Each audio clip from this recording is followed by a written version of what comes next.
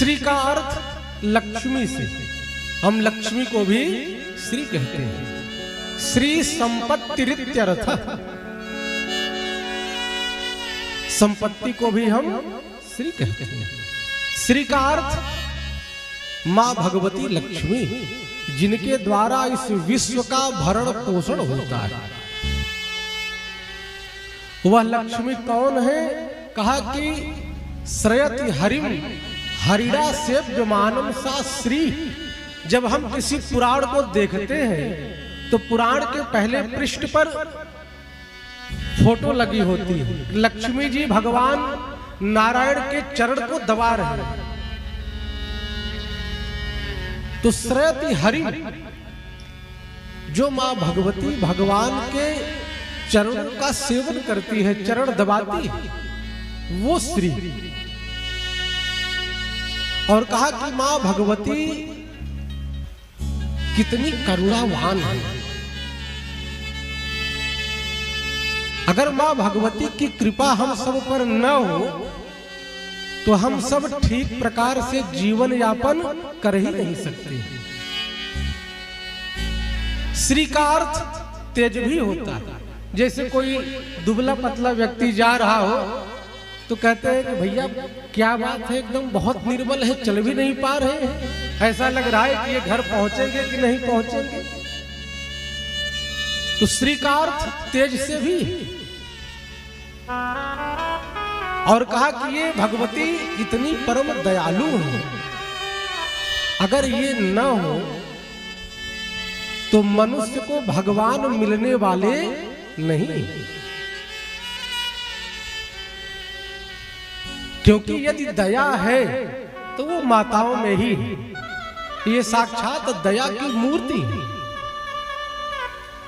श्रु श्रवणे धातु से श्री शब्द निष्पन्न होता है।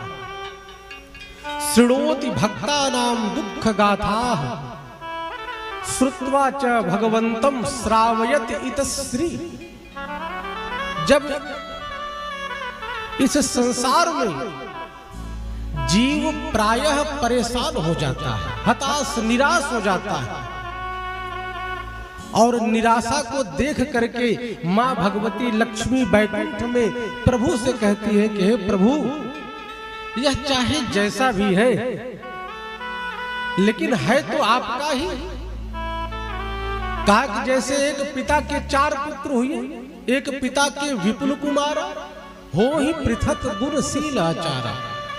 4 बेटे लेकिन सबकी मति, सबका स्वरूप, सबके क्रिया बिल्कुल भिन्न भिन्न है। उसी प्रकार यह सृष्टि किसकी है? कहा कि यह सृष्टि तो भगवान की है। और जब जीव रोता है, उसके जीवन में कष्ट आता है, दुख आता है, और वह चिल्लाता है, उसके दुख को देख करके लक्ष्मी जी का हृदय कातर से भर जाता है। और उसके दुख को देख करके भगवती श्री नारायण से कहती है कि हे प्रभु, चाहे जैसा भी है, पापी है, पुण्यात्मा है, जैसा भी है, लेकिन है तो आपका, इसके ऊपर आप कृपा करें। देखो हम सभी पूजा पाठ करते हैं, अब रोज गौरी शंकर धाम जाते हैं दर्शन करने, प्रतिदिन जाते हैं, खूब सेवा करते हैं, पूजा करते हैं, सतत इनका नाम जप कर रहे हैं। अब ये सुनेंगे कि नहीं सुनेंगे, इसमें भी ऐसा नहीं कि ये हमारी भक्ति को सुने ही, इसमें भी संशय है। लेकिन यदि मां भगवती पार्वती कहती हैं कि हे महादेव, यह भक्त रो जाता है, चाहे जैसा हो आप इसके ऊपर अनुग्रह करें, कृपा करें, तो महादेव विवश होकर के कृपा करते हैं। तो कहने का भाव, यह जो जगत है, इस जगत में जो कुछ भी दृश्यमान है, जैसे आज के पहले यह श्री शारदा तिवारी जी का यह जो द्वार था बिल्कुल निराकार था। निर्गतो आकारः यस्मात् स निराकारः। बिल्कुल निराकार था, प्रभु की कृपा हुई और एक सजल साकार रूप ले लिया। यहाँ टेंट लगा, पंडाल बना, ये भगवान गौरी शंकर की असीम कृपा हुई।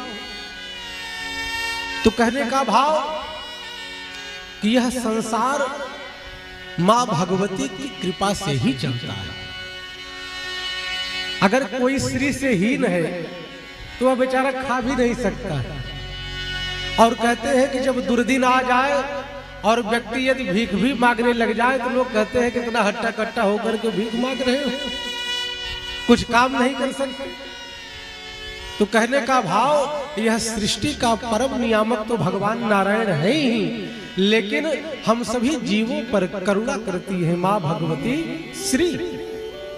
और इस पुराण को श्रीमद शब्द से अलंकृत किया गया। मद का अर्थ कहा कि जैसे पुष्प का मद क्या है, पुष्पों का पराग, और जैसे पुष्पों के पराग को चुरा करके और मक्खियां एक झुंड लगाती है, छत्ता लगाती है, तो वह पुष्पों का पराग अमृतमय शहद बन जाता है। तो उसी प्रकार यह भागवत क्या है, बोले ये लक्ष्मी जी का मद, श्री मद।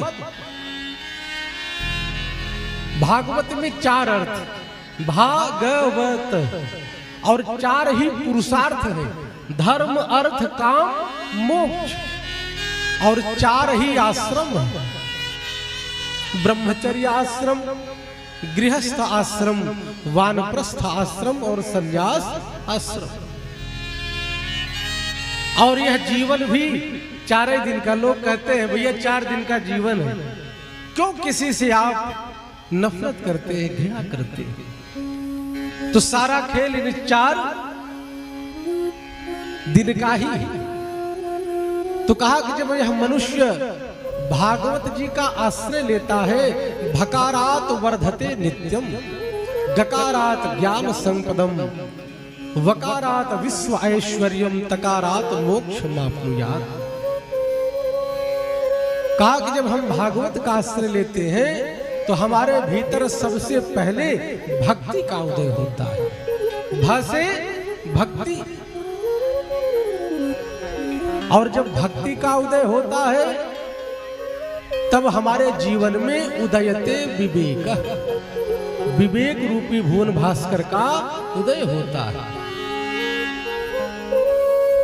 भ से भक्ति, ग से ज्ञान, और कहा कि व से वैराग्य। भक्ति, ज्ञान, वैराग्य तीनों का समन्वय जिसमें है वो भागवत ग्रंथ है। जब यह जीव भागवत जी का आश्रय लेता है तो भगवत कृपा से यह निर्मुक्त हो जाता है और भगवान के परम पद का अधिकारी बन जाता है। बोल भागवत भगवान की।